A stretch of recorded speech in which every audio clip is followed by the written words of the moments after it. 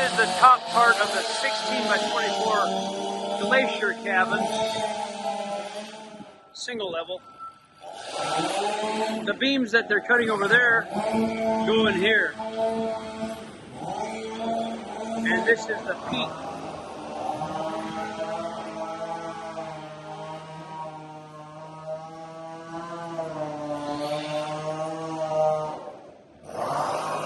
Even though it's a small cabin, you get pretty good sized roof beams.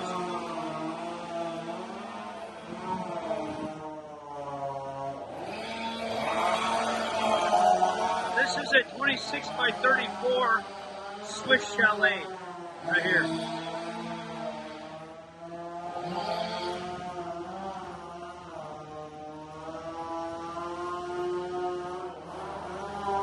I'm getting away from some of the noise. It's very hard to hear.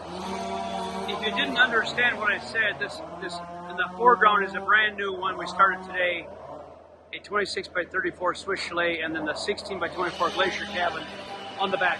This area we've taken down the bottom part of the Kootenai chalet, which was 30 by 38. This is the last of it. That's being dismantled and stacked to take out and move out the yard for delivery.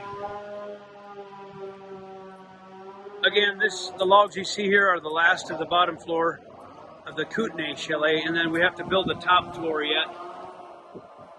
So, standing back, getting an overview of it, we got Kootenai chalet, Swiss chalet being started, and the glacier cabin in the back. Over here, our welders are putting in our new crane system. They're welding up that track. They're welding up big I-beams to carry the track. This is going to be great to have this in production here. First house here we have a Swiss chalet. It's a 26 by 34. It's a standard size.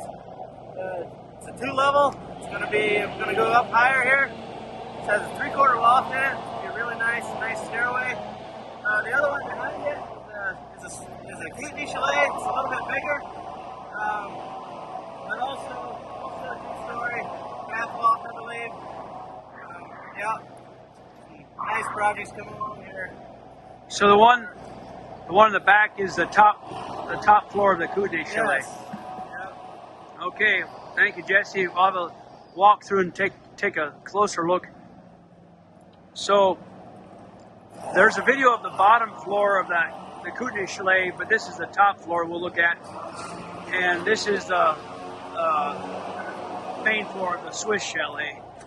This has got some custom work to it. It's got the balcony coming out in the loft here, the joist poking through.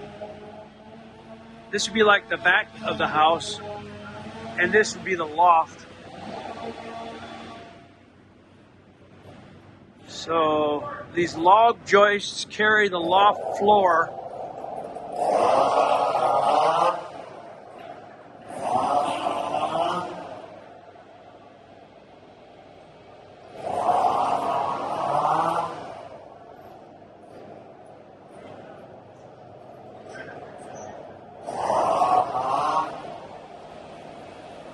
This is not getting an archway like normally. This is just straight.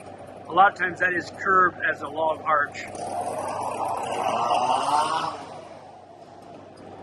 This is the main area with a loft above me. We call a half loft in the front, and only this area is open cathedral.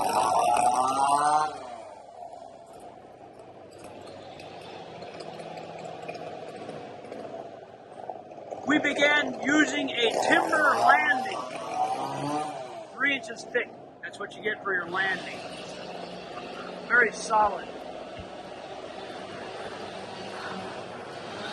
Here's some drills that we use for electrical. That's a long drill. That's over a 3-foot long drill.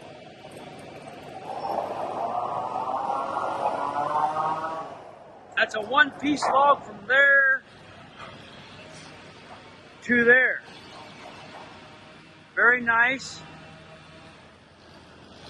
Isaac, what are you doing there?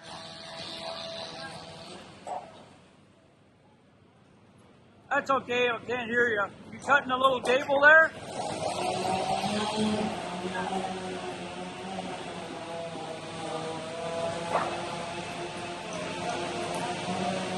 Can't hear you. It's all right.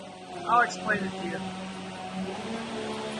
So there you're cutting a little gable for the to carry the porch, right? Yep. You'll have little sunbursts out there, and the D-logs will make it look all nice and so. All right. Thank you, Isaac. So this won't be seen inside. Let's go outside and take a look at it.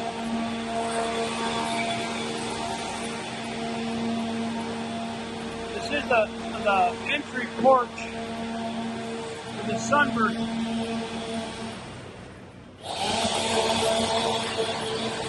Very nice. And then let's go over here and look at the Yellowstone Chalet top story. The loft area is back here.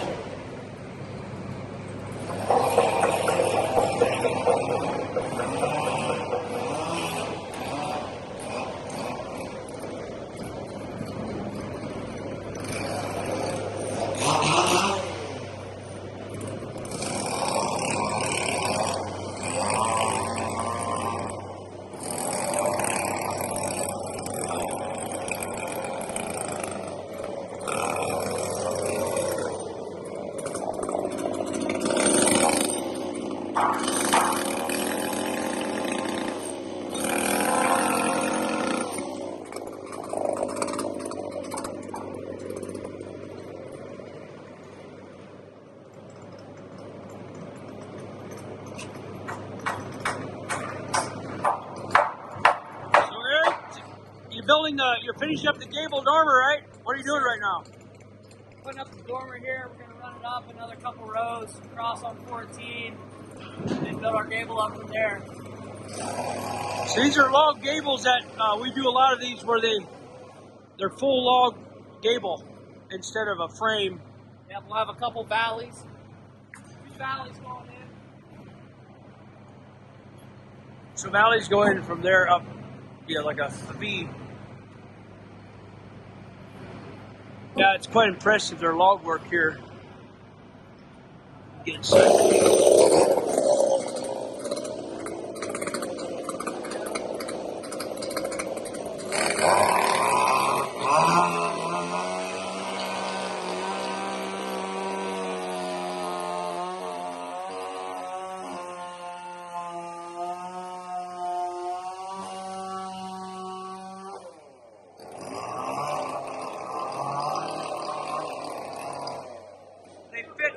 In there with a chainsaw, so this will be all open area here. Hey, Judge, I was going to ask, but this is all open area. Vaulted glass coming out.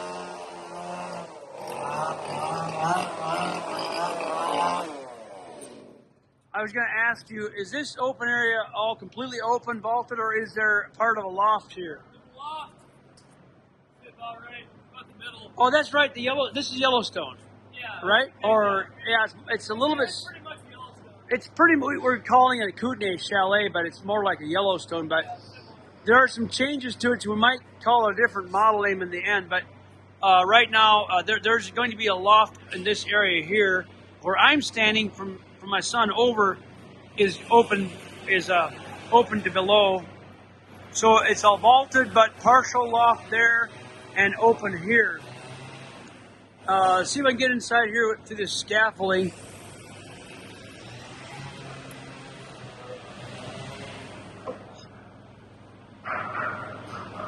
So this is a really roomy, high loft here. This would be the master bedroom. It's large. Some people put 2 bedrooms up here, but it's more common just for 1 bedroom.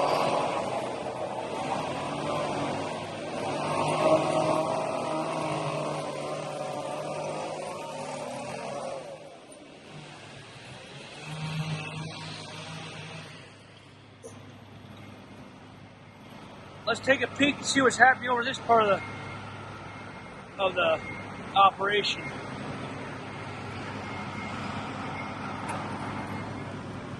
They're welding up the metal for the new crane. The tracks are all laid up. There's tracks there and there for this to run on. That's the new crane. We installed it this morning. And Tom's welding up some braces to support the shake, to support the movement of the crane. They're still welding on it, and that's like, there's a new crane. Let's get her on the other side of it.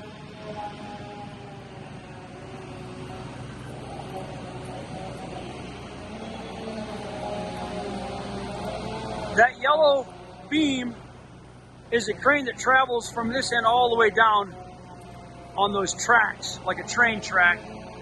And that'll give us more capability of production in this area here. And it'll help us because we're cramped and too tight over here. It'll allow us to try to get our schedule caught up a little bit closer. We're excited about that. And the other things happening this morning are the normal log peeling operation. Let's have a look at these guys who skin the logs. They love what they're doing. It's all they pretty much do is take the, well, there's no bark on the logs, but they make them white. Trim the knots.